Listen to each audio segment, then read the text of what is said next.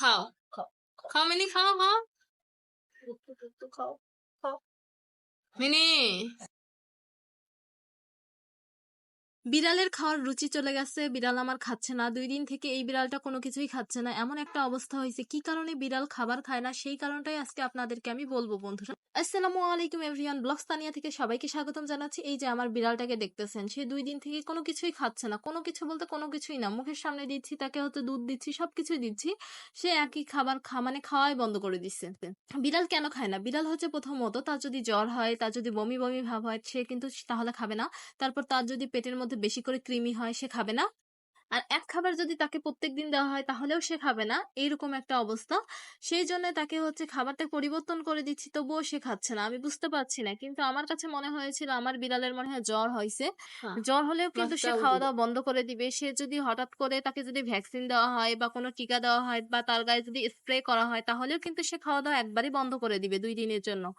আর আমার বিড়ালটার হয়তো জ্বর হয়েছিল, সেজন্য খাওয়া বন্ধ করে দিছিল। আমি তার গায়ে হাত দিয়ে দেখি যে তার গাটা খুবই গরম, সেই জন্য। কিন্তু সে এখন বর্তমানে খাওয়া আবার শুরু করছে, জ্বরটা কমে গেছে। কিন্তু এই সব কারণের জন্য তারা কিন্তু বিড়ালেরা খাওয়া দাওয়া বন্ধ করে দেয়।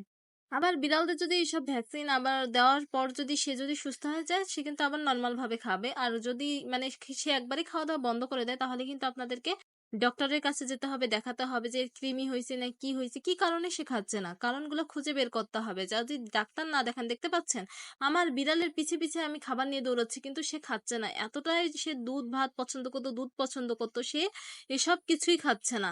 এরকম একটা অবস্থা হয়েছে। আমার যে এই বিড়ালটা আছে, এ আবার ঠিক আছে, এর রুচি ঠিক আছে, কিন্তু ওর রুচি আবার চলে গেছে। এক একজনের এক এক সমস্যা, একদিন এ ভালো থাকে, একদিন ও ভালো থাকে না। আর যাদের বাসার বিড়াল আছে না, তারা একটু খুব চিন্তায় থাকে, কারণ যারা বিড়াল ভালোবাসে তারা ভাবে যে আমার বিড়ালটার কি হলো কি হলো।